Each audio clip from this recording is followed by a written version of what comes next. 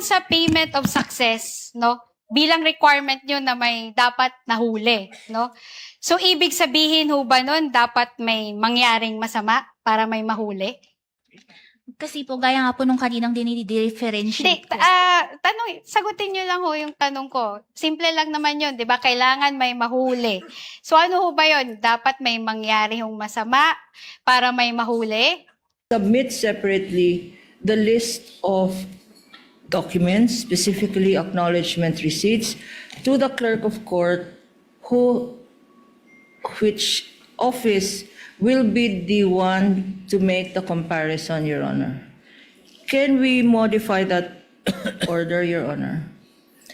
Can we request, Your Honor, that in addition to the clerk of court comparing the prosecution evidence and the defense evidence, an exercise which should have been done Thursday and Friday last week, Your Honor, that instead of just doing that, that this witness appear before the clerk of court to identify and authenticate, Your Honor, these documents in front of the prosecution, in front of the defense, and in front of the clerk of court.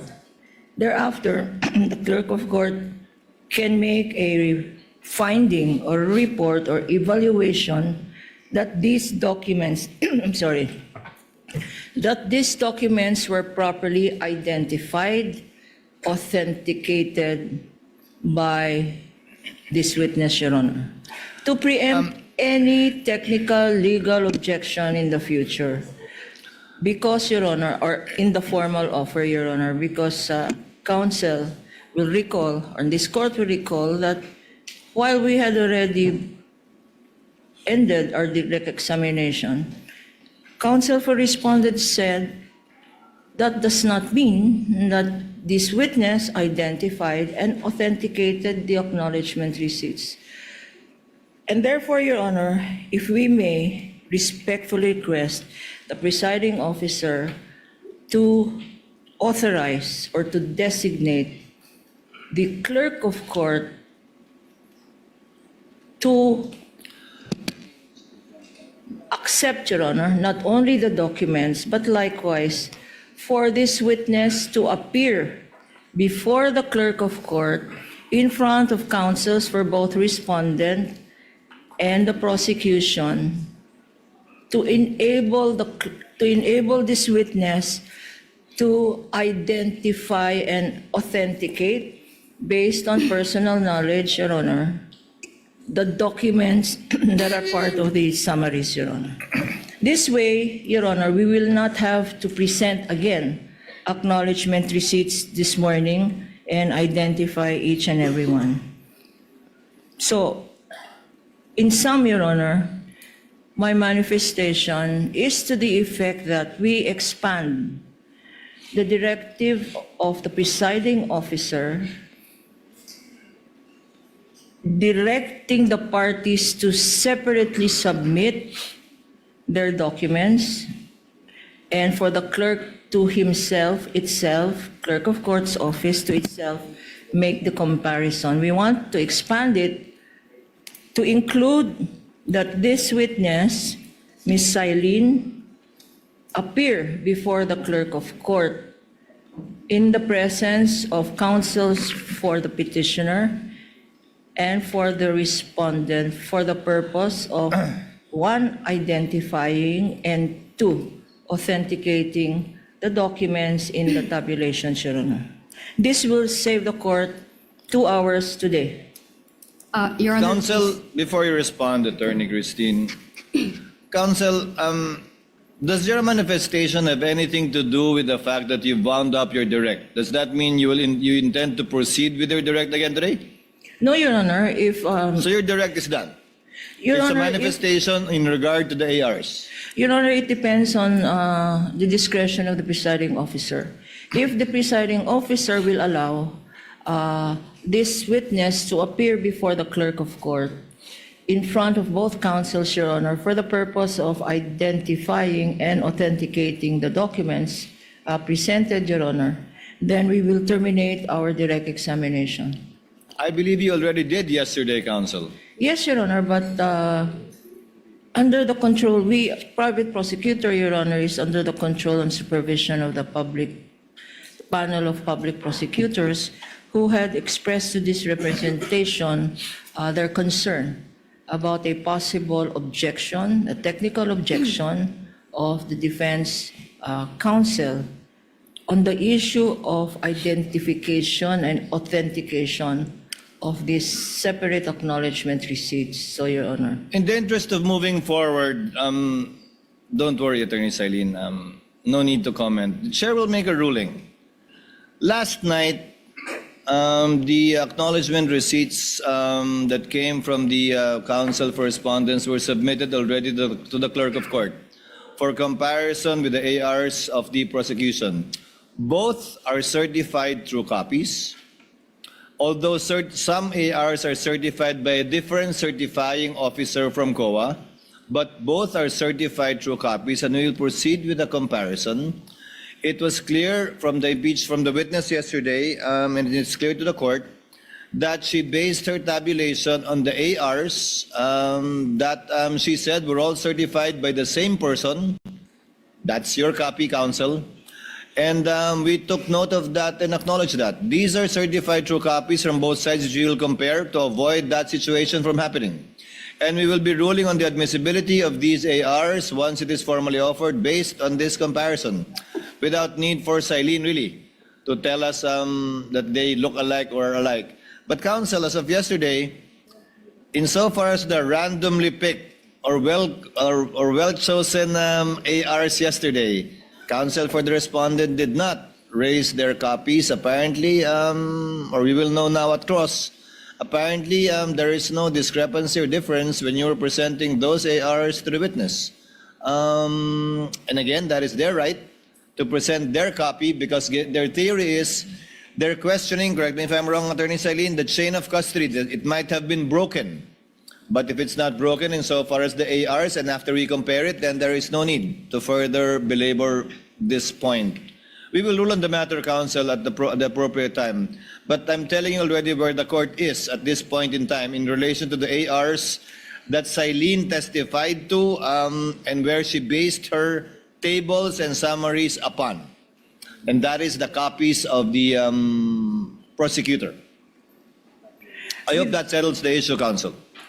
Thank you, Mr. Presiding Officer. I think with that ruling, it is now clear that identification and authentication are presumed from the statement of the presiding officer subject to cross-examination of counsel for the respondent, Your Honor. And subject to the comparison that the clerk will be making of these copies coming from both parties, which we will make known to the parties without need of Silene's presence thereat.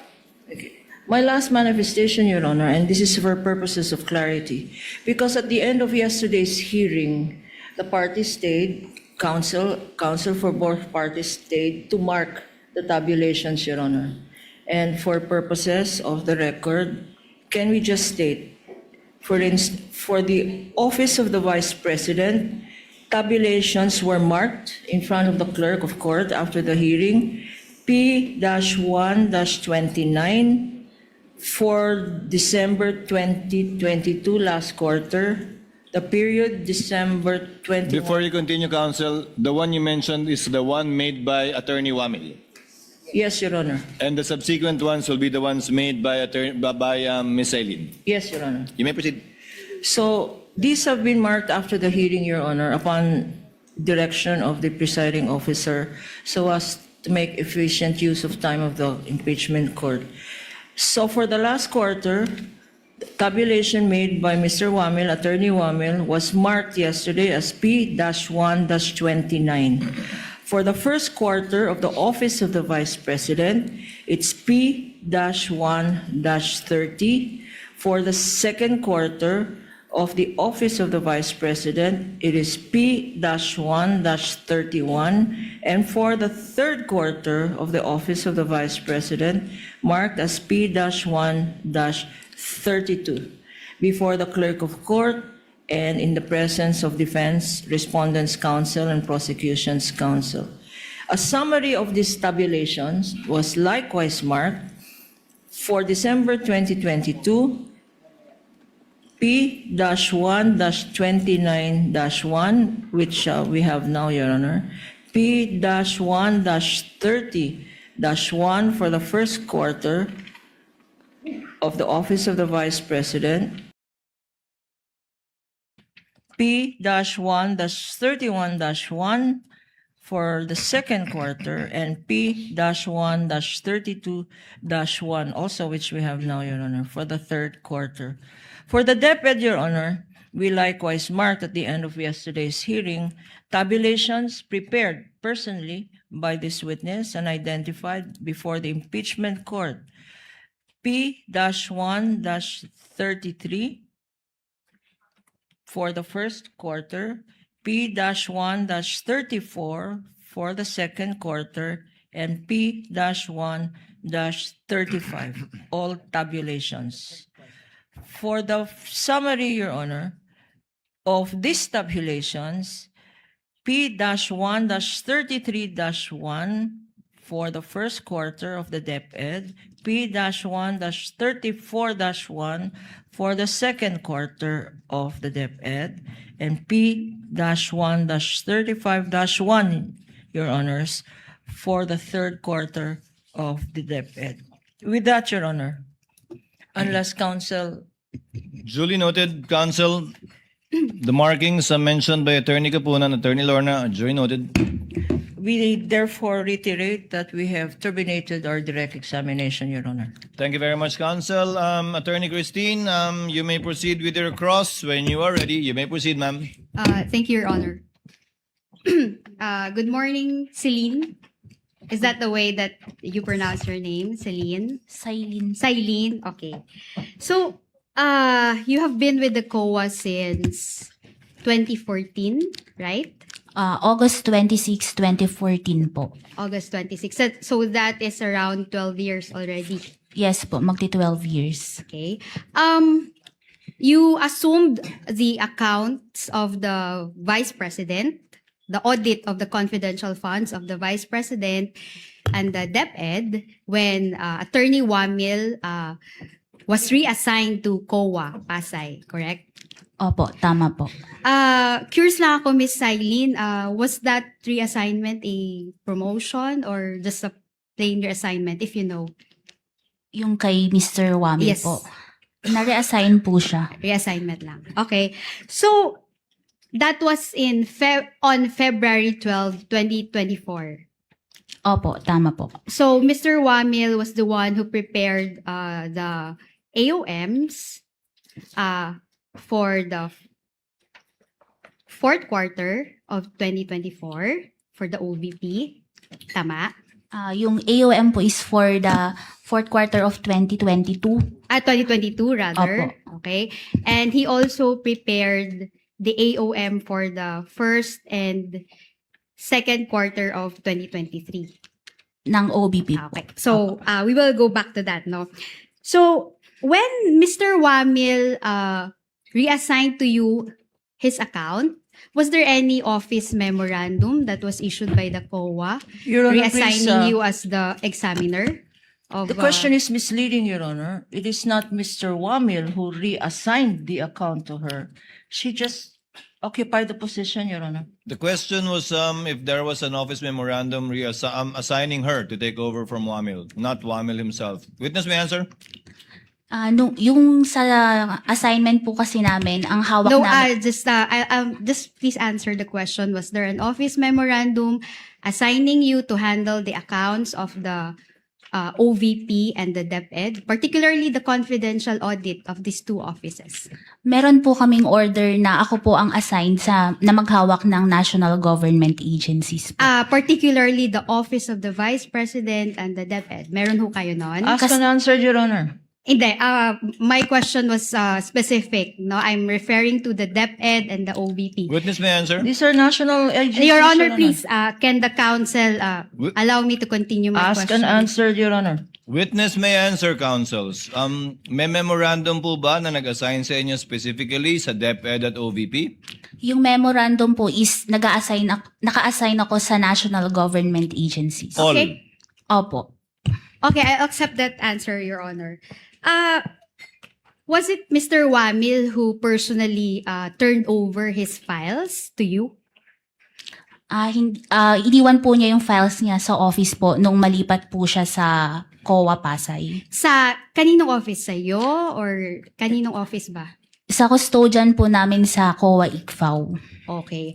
So, meron ho ba siyang iniwan na endorsement sa inyo? Na ito lahat yung mga files na iniwan ko for this particular account. Meron ho ba?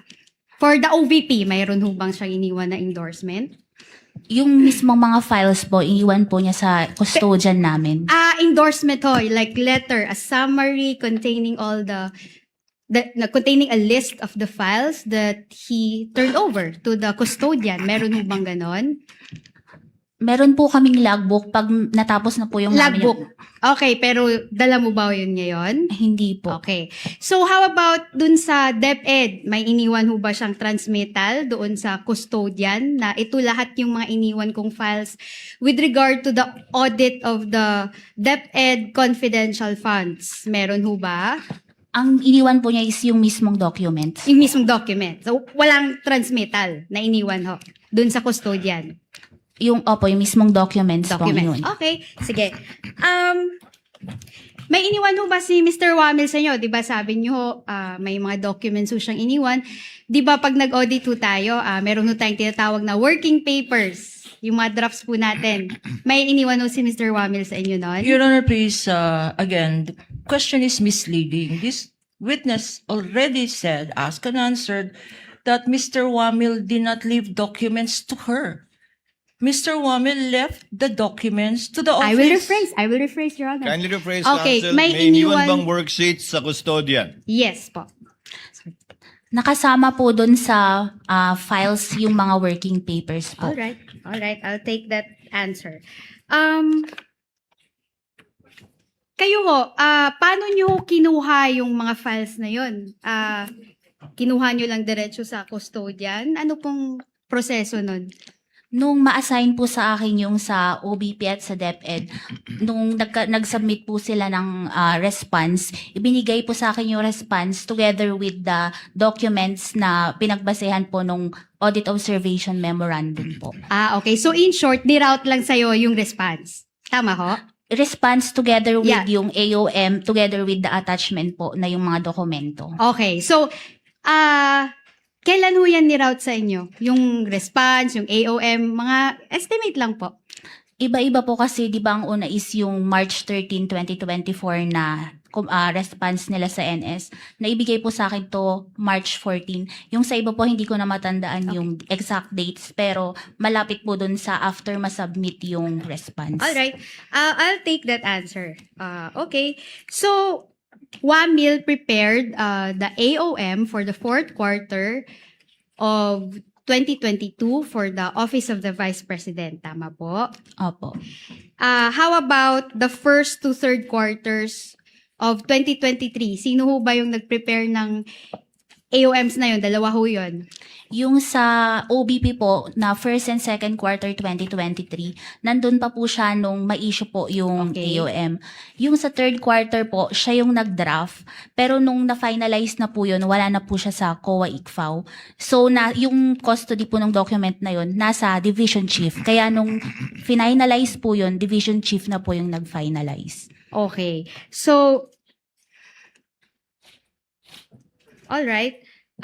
Sige, we will flash this AOMs, no? Kasi nga si Mr. Wamil nga yung nag-prepare nung iba sa kanila, no?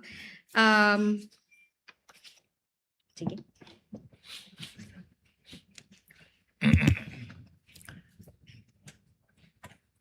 May we know from counsel which AOM she will be flashing? Is it the defendant's document or the prosecution's document? Hello. Because the defendant's documents were not identified nor presented to this witness, Your Honor. Then if counsel wants to confront the witness, with documents she has identified, she has to use the prosecution's evidence because that was the one identified by the witness. If she now intends to present the defense documents, they are not documents that have been identified nor authenticated by this witness during her testimony. We will She can confront have the- a continuing objection. Excuse me, counsel. We will have a continuing objection to their presenting their documents which have not been identified by the witness. They are AOMs. AOMs have been identified by the witness, but these are prosecution's AOMs, Your Honor. May I suggest, Your Honor, to the defense counsel, since she refused for us to use the defense witnesses, that she uses now the prosecution's documents. That is up to her, counsel. She may confront the witness with her copy of the AOM. I'm sure she would be competent to testify whether these are the same documents earlier identified as exhibits for the prosecution or not. Counsel, Yes. you may proceed. Yes, correct, Your Honor. And their AOMs, we did not dispute those. So we have the same copies, Your Can Honor. we Proceed, then, if, counsel. in Proceed. connection with that, Your Honor, Hello. since counsel admits that Hello. our AAMs are their defendants' AOMs, can we just use the prosecution's copies, Your Honor? But Your Honor, we have prepared, Counsel, visual counsel, aid using Show the- them, show the document. Yeah, I will. I am showing the defense document. No, we will No, not agree. Your Honor, the counsel cannot We will dictate not how I agree, will Your proceed Honor. with my cross-examination. Can the counsel, Your Honor, be reminded that I'm counsel- on counsel We cross-examination? will not agree, Your Honor, to What are you not presentation agreeing of to, the Attorney defense Kapunan? documents. I'm sorry? Because precisely there was no stipulation yesterday. There They are was, Your now Honor. constrained. Excuse me, counsel. Allow her to finish, counsel. They are now constrained, Your Honor. I'm sorry. So the first AOM is dated September 14, 2023. It's AOM number 2023-211.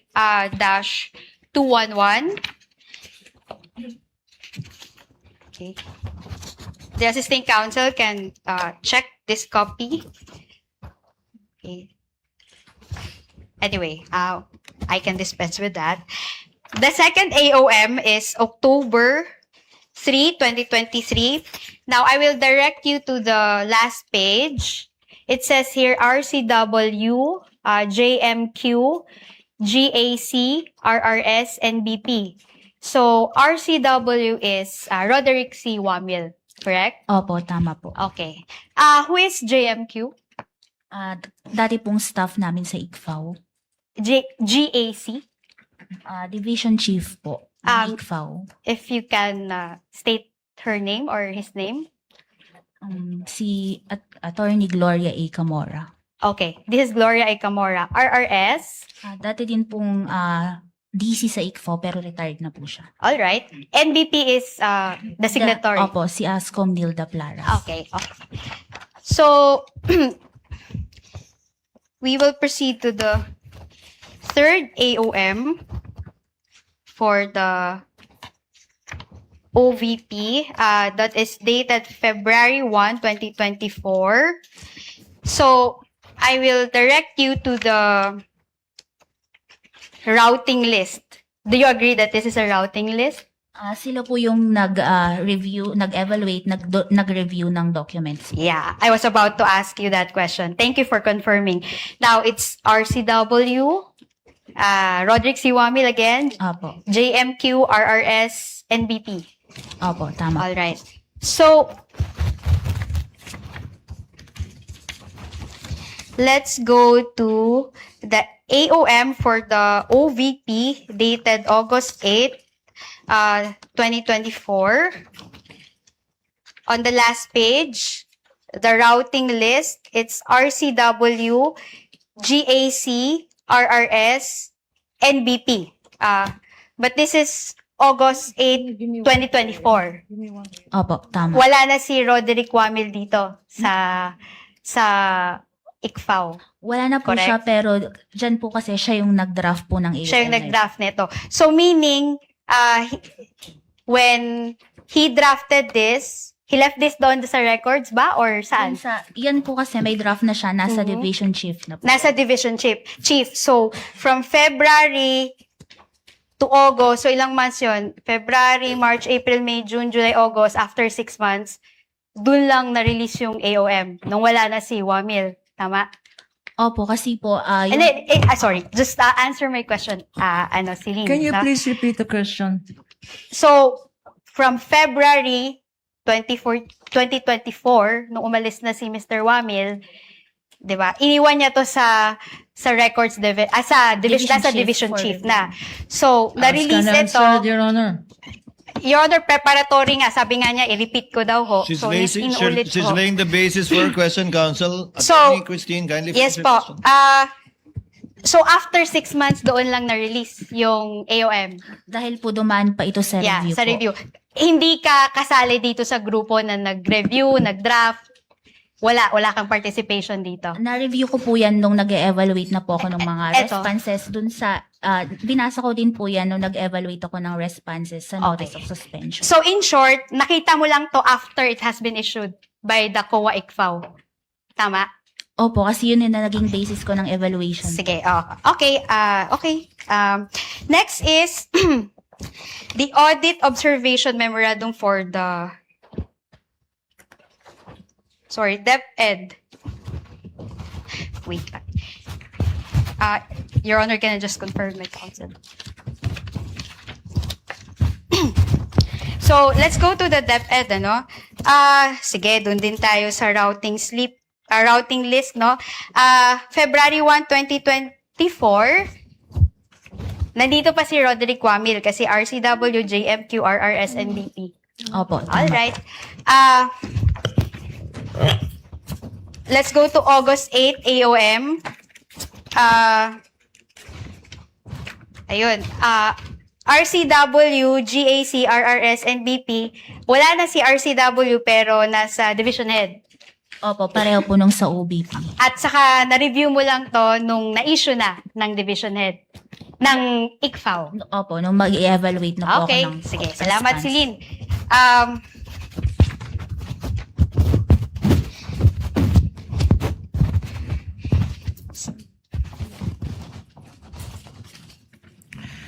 Your Honor, may we just note for the record that the documents presented to this witness were defense exhibits. That has been noted. Noted. Your Honor. Okay, so punta naman ho tayo dun sa responses ng Vice President, no? Nag-submit ho sila. Assisting counsel. Your Honor, David po pangalan niya para pwede niyo siya i-direct kung nagkakamali ho siya, kung hindi yung naaayon yung fina-flash niya. Thank you for that, counsel. Okay, sige, punta tayo dito Can we sa... also, Your Honor, call our assistant counsel, Your Honor, Attorney Of J. course, De La Cruz. He may approach. So, etong exhibit na to, again, we'll use our exhibit counsel. Etong exhibit na to ay minarkahan po as D-1 or -1-115-OVP-C. Okay. So, eto po,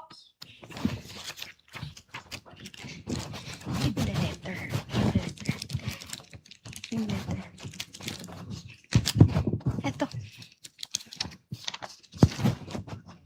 So, kasama ho dun sa submission ng Office of the Vice President is a certification dated April 4, 2024. Tama ho? Opo, kasama po Eto- yun sa response. Okay, salamat, Celine. Ito ay inisyo ni Raymond Dante P. Lachica. Opo, tama. Okay. So, sinasabi ho dito sa first paragraph, this is to certify that the confidential activities such as surveillance and information gathering were performed in 127 areas during the first quarter of CY 2023 and 111 areas during the second quarter of 2023, which enabled the team to prevent untoward incidents from transpiring during the engagements of the Vice President and the implementation of the programs of the Office of the Vice President, including the establishment of 3 new satellite offices, Isabela, in Cagayan Valley, Bicol, and BARM, and the implementation of OVP Libreng Sakay. Do you see that, Celine? Yes po. Okay, salamat. Pero sinabi nyo sa findings nyo na it doesn't pass the proof of success of the intelligence activities, correct? Yes po, Okay. under 4.8.5, Okay, hindi po siya sige. sufficient. So, kasali ho diyan sa letter na yan are what we call as Protective Intelligence Operations Report for the engagements of Vice President Sara Z. Duterte. Nakita niyo ho ba yon? Opo, tama po. Okay. So, sa bawat quarter na yon, may summary of intelligence work. Nabasa niyo ho ba yon? Yung summary po nung Ang tanong ko, nabasa niyo ba bawat quarter yung summary of intelligence work? yung kwan po, narrative po nung ano yung activity, date, Okay. location, Okay. yung timeline po. Sige po. Nakalagay po sa PIOR. So, I'll take that answer, no? So, Your Honor, please. Never mind, Your Honor. I'm She might showing not you take this my answer, Your Honor. I am showing you this document, no? This is marked as our Exhibit D-1-115-OVP-C, Your Honor. With the caption Protective Intelligence Operations Report for the engagement of Vice President Sara Z. Duterte, first quarter CY 2023. Now, punta ho tayo sa item number 4. Okay, number 2 muna tayo sa scope, no? You can read it with me.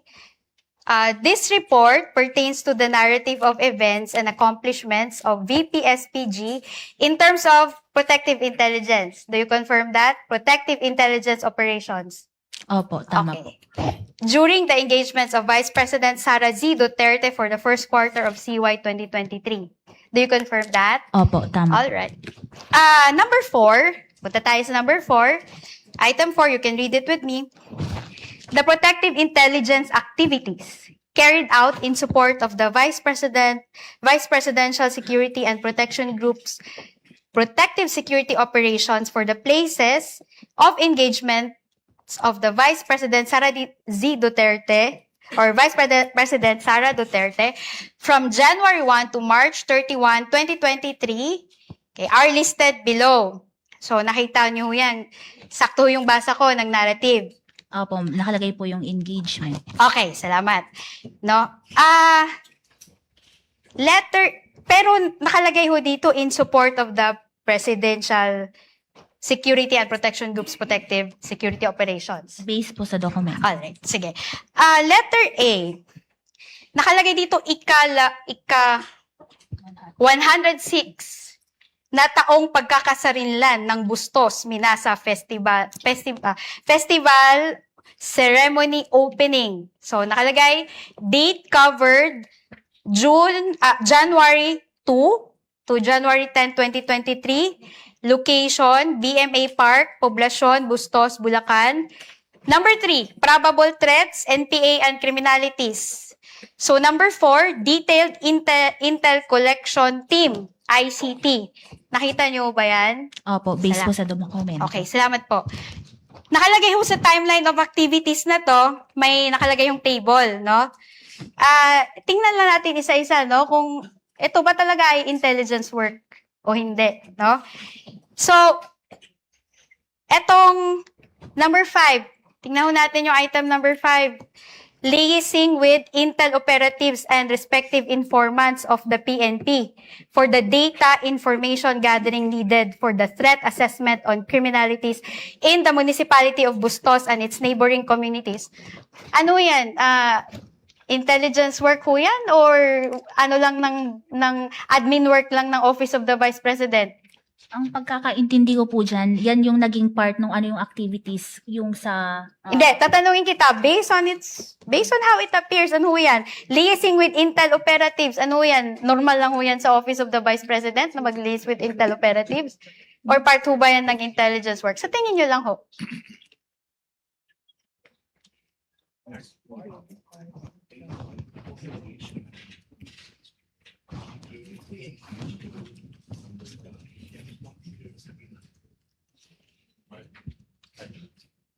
Papasok po siya sa intelligence gathering. Okay, salamat po. Number 7, intelligence fusion with for the threat assessment and situation update. Ano ho yan? Papasok ho yan sa intelligence or normal work lang yan ng OVP? Sa intelligence. Salamat po.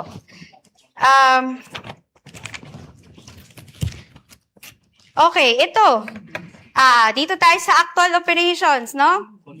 Profiling of participants who will be attending the event provided by organizers. Part 2 ba yan ng normal na function ng OVP? Or papasok ko siya sa intelligence work? Sa intelligence work po. Okay, salamat po. Deployment of intel operatives and informants along routes, primary and alternate, from the landing zone to the venue. Is that an OVP admin work or intelligence-related ho yan? Kasama po yan sa intelligence-related activities. Okay, salamat po. Okay, gusto ko man hong isa-isahin ito, Your Honor, no? Pero I think we are constrained by time. But the court can peruse, no, the documents, no, for its We have all information. the time, Mr. Witness. Gusto mo, attorney? Go ahead. Once, baka magutom na once it is tayo. formally offered, that's when Yeah. we will be able to peruse it. So, okay. So, ito yung first quarter pa lang ho ito, Miss Celine, no? Let's go to the second quarter.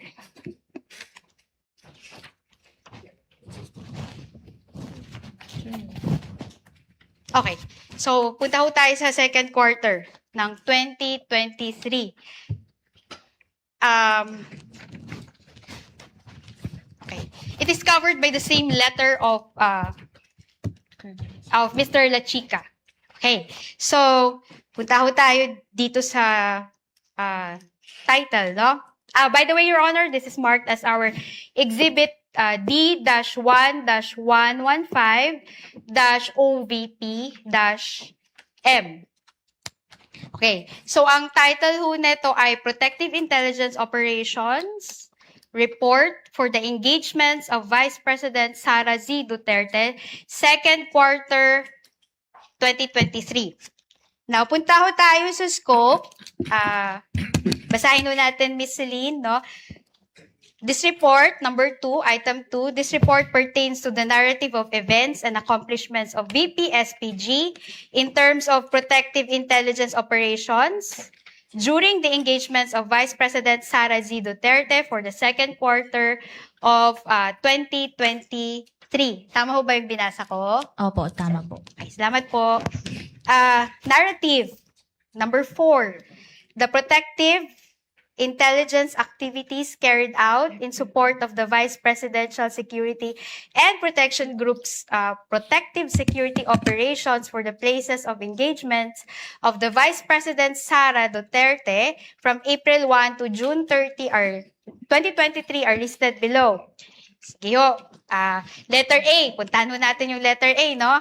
Yung caption ho niya, National Economic and Development Authority Social Development Committee. Cabinet level meeting. Do you see that?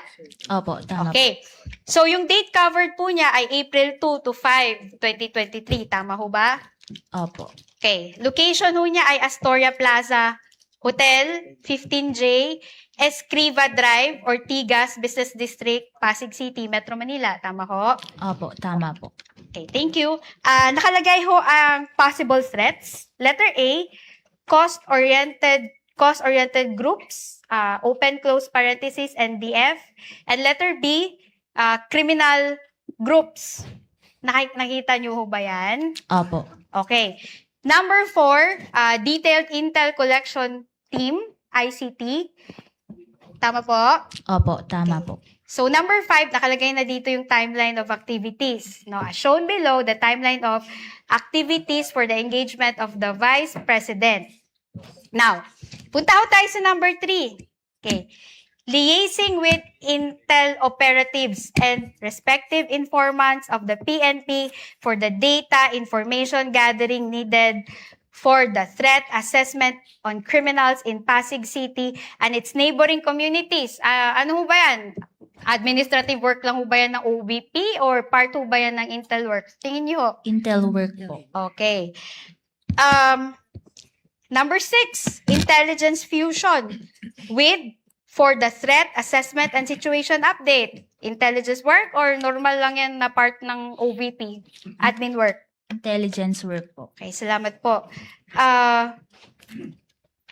Okay.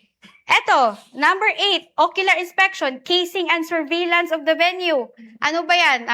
Part lang yan ng OVP admin work or intelligence work po yan? Sa tingin niyo po? Intelligence work po. Okay, salamat po. Number 12, final briefing to Intel operatives and informants.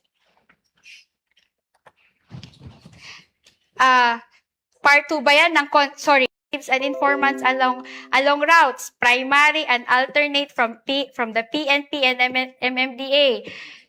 Part 2 ba yan ng surveillance activities or normal lang yan sa OVP? Part po ng surveillance activities. Okay, salamat po. Number 16, provided intelligence coverage prior to the arrival, actual, and departure of the Vice President. Part 2 ba yan ng surveillance or normal lang yan sa OVP? Surveillance po. Okay, salamat. May nakalagay dito na post operations, no? Okay, number 18. Continuous collaboration with the Intel operatives of Pasig City Police Office. Surveillance ba yan or normal lang na admin work yan ng Office of the Vice President? Surveillance po. Okay, salamat po. Sige. No. Meron pa tayong ibang nakalista ho dito which the Honorable Court can also peruse. Okay. So, punta ho tayo sa third quarter. Another letter to certification.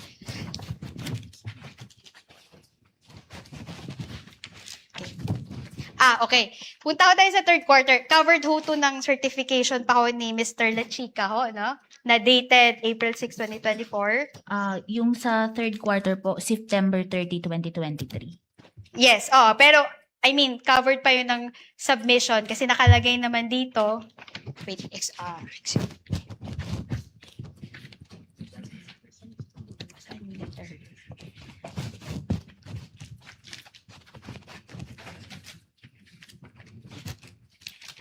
Excuse me lang, Your Honor. I will confirm with my counsel.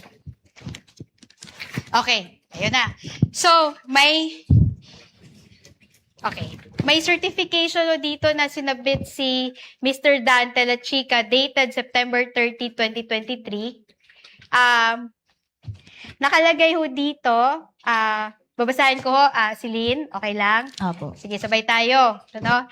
This is to certify, Silene pala, sorry po. This is to certify that confidential activities such as surveillance and information gathering were performed in 122 areas during the third quarter of CY 2023, which enabled the team to prevent untoward incidents from transpiring during the engagements of the Vice President and in the implementation of the programs of the Office of the Vice President, including the establishment of 3 new satellite offices, Isabela in Cagayan, Valley, Bicol, and Barm, and the implementation of the OVP Libreng Sakay Program.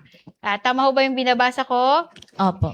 Okay, so ito ho yung naging support niya, proof of success of the information gathering na sinabit ni Office of the Vice President. Tama ho? Opo, response po nila sa AOM for the third Salamat quarter. po. Your Honor, this has been marked as Exhibit D-1-116-OVP-B for the court's information. Now, may naka-attach ho dito na PIOR, no? Yun yung tawag natin doon, no? Protective Intelligence Operations Report for the engagements of Vice President Sara Z. Duterte for the third quarter of 2023. Okay, nakikita niyo ho ba yan? Opo. Your Honor, this has been marked as Exhibit D-1-116-OVP-C for the respondent. Now, tingnan ho natin yung scope again, Silene. No? This report pertains to the narrative of events and accomplishments of the VPSPG in terms of protective intelligence operations during the engagement of the Vice President Sara Z. Duterte for the third quarter CY 2023. Do you see that? Opo. Okay, salamat. Number 4, narrative. The protective intelligence activities carried out in support of the Vice Presidential Security and Protection Group's protective security operations for the places of engagements of the Vice President Sara Duterte from July 1 to September 30, 2023 are listed below. Tama ba yung binabasa ko? Opo, tama po. Okay, thank you. So letter A, may nakalagay ho doon, DPWH inauguration and opening of Davao City Coastal Bypass Project, Segment A. Date covered, June 28 to July 1, 2023. Location, Davao City Coastal Road, Times Beach, Ecoland, Davao City. Sakto? Sakto pa yung binabasa ko? Opo, tama Okay, po. thank you.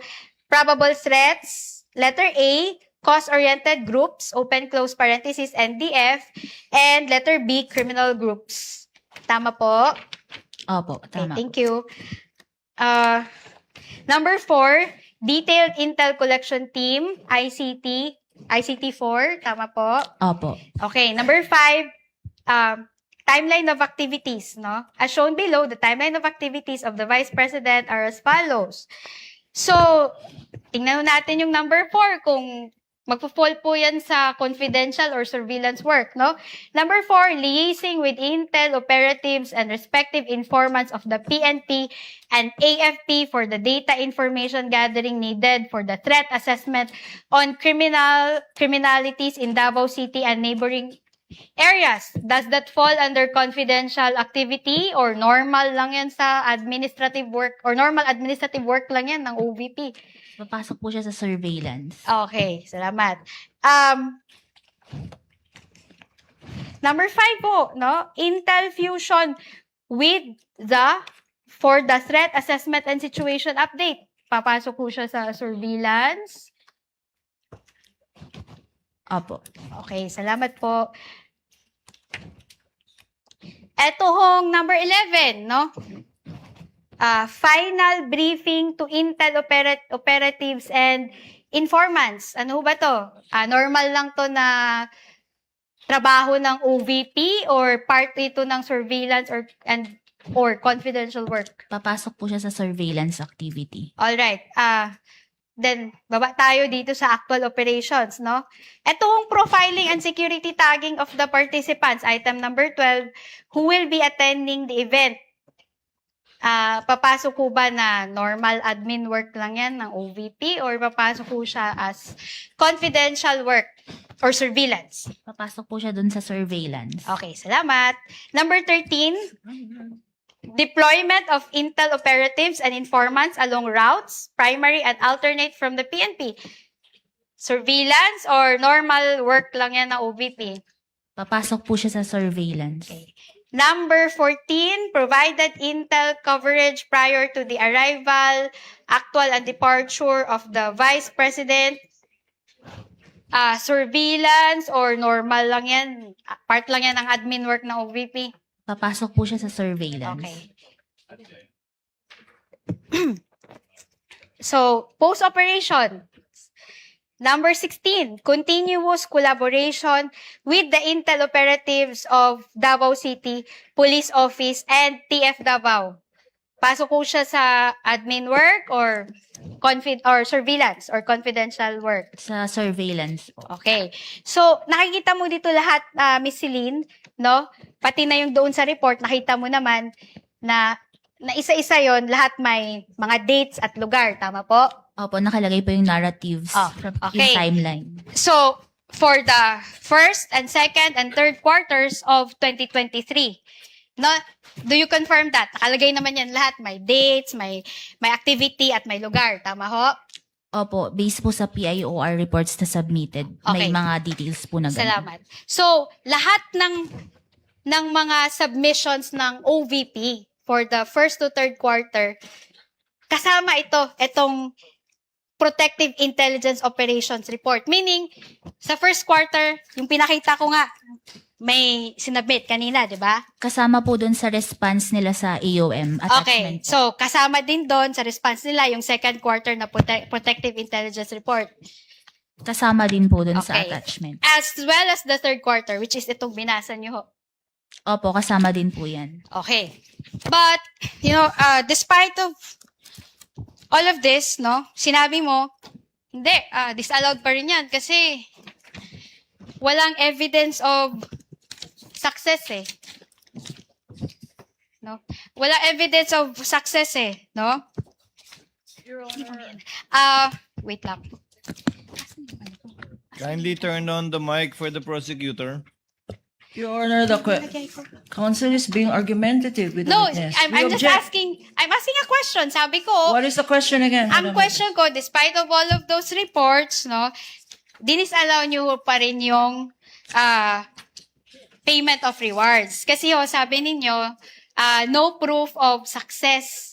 Di ba ho? Argumentative, Your Honor. Hindi, That is sinabi- the finding of this Kaya nga witness. sinasabi ko, attorney, kaya nga kinukonfirm ko. Counsel, if you please. Witness may answer. Objection is overruled. Witness said that she indeed disallowed and or gave AOMs because there was no proof of success. I even remember her saying, wala naman daw nahuli. So please answer, Celine. Yes po, kasama po yun sa notice of disallowance ko na na-issue noong March 31, 2026. Hindi Oh. po sufficient yung PIOR and the certification na evidence na nagpapakita ng success ng information gathering. Okay, I get that. But are you aware that one of the purposes of intelligence work is crime prevention? Your Honor, please, may we know where this is leading? Because we are not talking about intelligence funds. We're talking Well, about confidential funds. So I convert Confidential my funds. question, Your Honor. Counsel, kindly Yes. wait for Attorney Capuano to finish with her objection. Are you referring to Counsel, I will Intelligence rephrase funds my or question. I will confidential rephrase my funds? question. Counsels, please address the court, not Your each Honor, other. please. Your Honor, please. Your Honor, please, may I object to this line of questioning? In fact, I have not stood up because all the questions referred to intelligence funds, Your Honor, when the topic today is confidential funds. And I would like to put that on record, Your Honor, especially this last question, where she Your Honor. specifically refers to conclusions as to use of intelligence funds. The objection is noted, and counsel has already stated that she will rephrase. Kindly rephrase, Attorney Christine. All right. So, ang tanong ko kanina, no? Sabi nyo nga, no? Dinisallow nyo yung rewards kasi nga walang evidence of success ng information gathering. Tama ho? Opo. Okay. Kasi nga ho, gusto nyo ho ng proof na may nahuli. Sinabi nyo yan kahapon sa testimony nyo. Yes po, kasi naipakita po doon yung probable threat. So, ang hinihanap na proof of success is kung may na-apprehend po. Okay, apprehended. So, apprehensions, no? So, ang tanong ko sa'yo ngayon, alam niyo ho ba, no? Do you know that one of the purposes of a confidential activity or a surveillance is crime prevention? Alam niyo ba yon? Ang sa confidential... Hindi, alam niyo ho ba yon? Tanong ko lang ho, alam niyo ho ba na isa sa mga purposes ng surveillance or ng confidential work ay crime prevention? Alam niyo ho ba yon?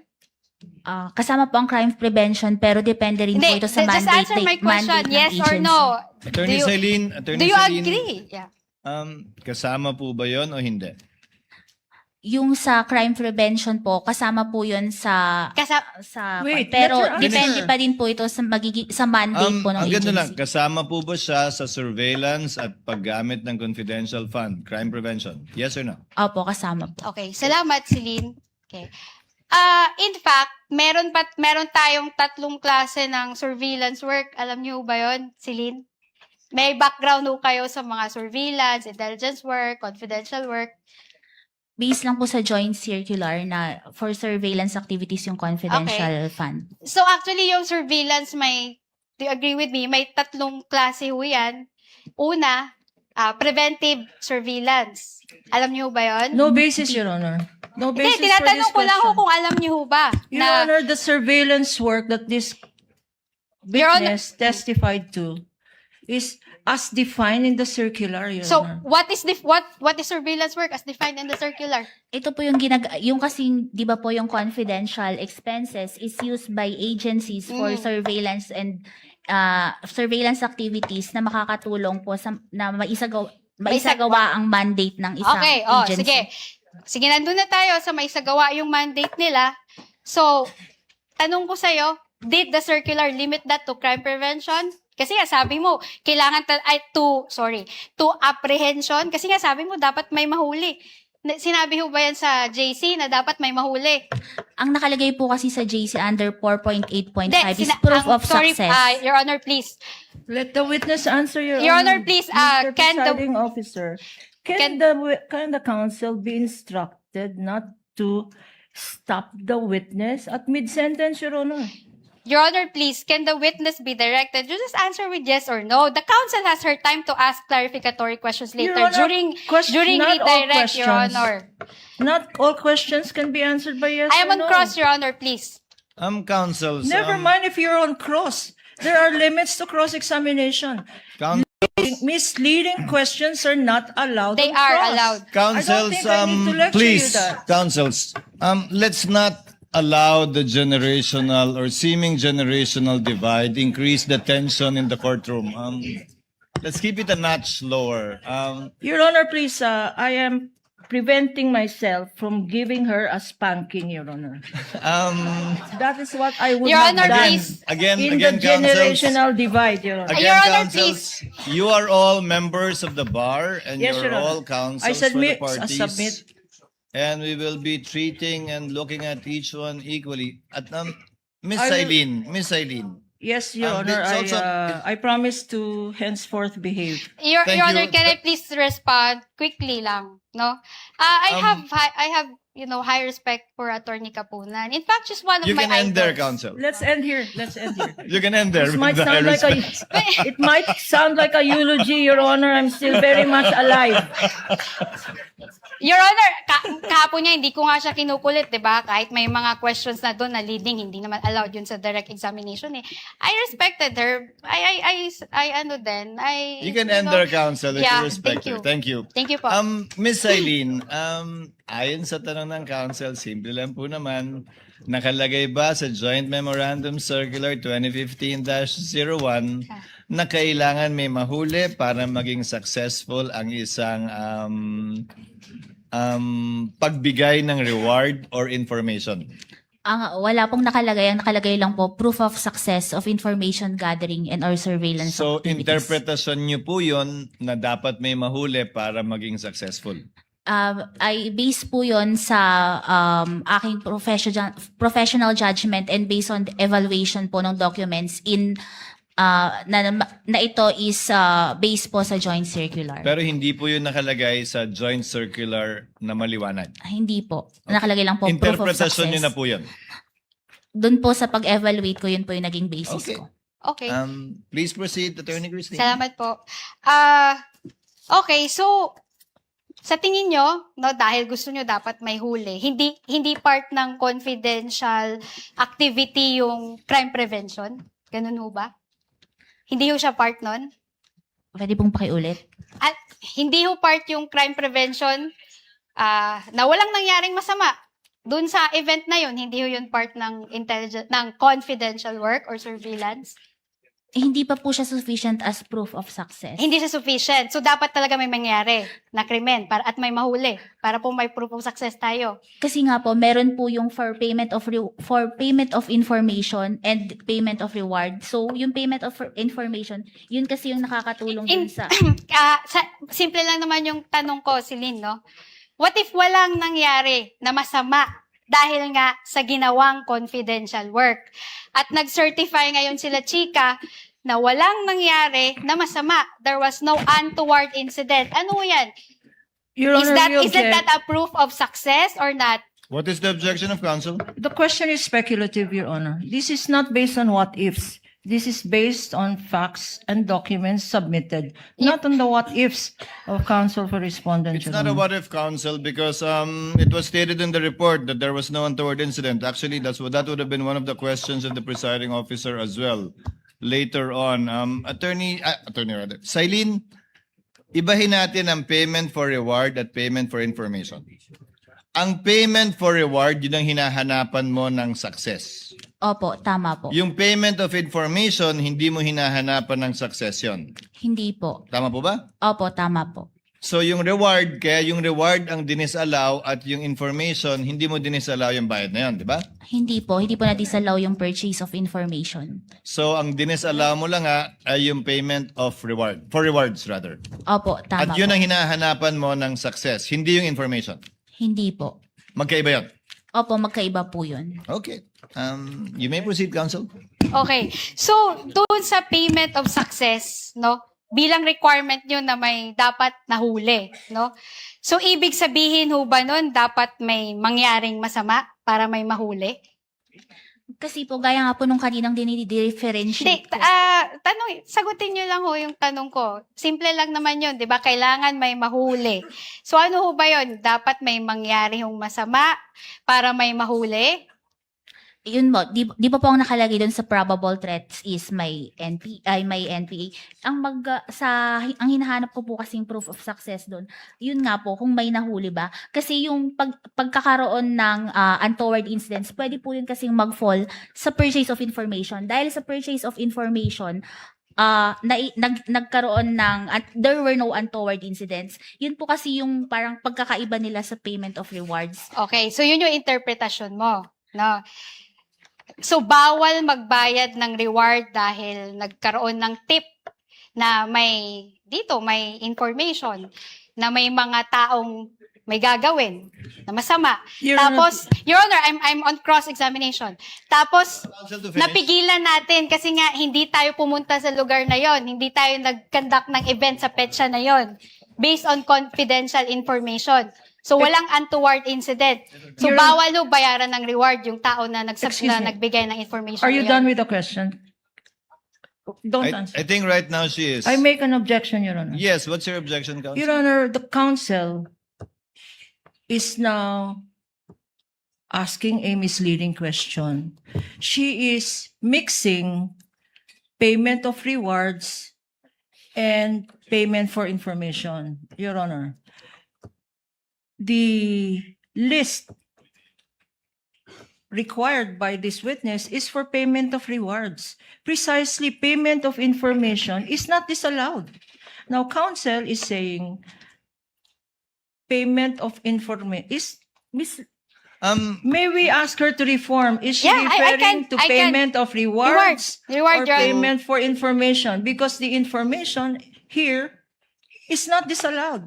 Again, Is not counsels. disallowed in the AOMs, Your Honor. Again, counsels, kindly address Your the Honor. court or the presiding officer and not talk to each other directly. Miss Eileen, to abbreviate and save on the court's time. Miss Eileen, kapag kami nagbigay ng impormasyon, naghahanap ng threat, baka may threat sa Vice President, may nagbigay ng impormasyon, walang threat. Ligtas ang Vice President pag nagpunta siya dyan. Hindi magka-classify yon na pwedeng bigyan ng reward at success. Hindi naman kailangan, di ba? Sanay tayo sa reward na nakatakip yung muka, di ba? Tinuro kung saan nagtatago yung akusado, tinuro kung saan nagtatago kung sino man. Di yun, reward. Pero wala bang reward kapag ka sinabing, okay, magpunta dyan. Walang problema. Wala kayong kailangan alalahanin. Is that information or can that also be reward? Magpo-fall po siya sa information. So, kailan lang magiging reward yun kapag ka may naturo? Opo, kasi yun yung proof of success. Tuloy niyo po. Yun yung proof of success ng information na ibigay kasi may na-apprehend po or yun po, ganun po. Yun, ulitin ko po yan ang interpretasyon nyo, pero wala po yan sa Joint Memorandum Circular. Opo, based po sa, yun po lang yung hinihingi under item 4.8.5.b. Ngayon, saan nyo ba binase ang interpretasyon nyo yan? Yan ba yung ginawa ng lahat ng mga nauna sa inyo sa pwestong yan? Kinopya nyo lang? Or sarili nyo po yan at ngayon lang ginawa yan? Doon po sa mga ibang na-audit ko, ang ina-attach po talaga nila is yung payment of rewards na may mga nahuli po. So lahat ng inaudit nyo nung nakaraan, for consistency's sake, merong nahuli o na-apprehend. May ganun pong mga naka-attach na mga dokumento. At tulad dun sa iba, kapag walang nahuli o na-apprehend sa reward, ine-AOM o dinidisala o sinususpend nyo? Hinahanapan po namin ng proof of success. Opo. Na may nahuli nga. Opo. To prove consistency on your part. But do you have any knowledge na yung mga predecessor mo, yan din yung standard na ginamit? Pare-pareho po kami na based sa joint circular po ang aming basis ng audit. Pero wala nga dun eh. So interpretasyon mo, yan at yan yung interpretasyon din ng mga nauna sa'yo sa pagkakaalam mo? Sa akin po, yun po yung naging Sa'yo lang? interpretation. Opo. Okay. You may proceed, Attorney Salamat Christine. po, Your Honor.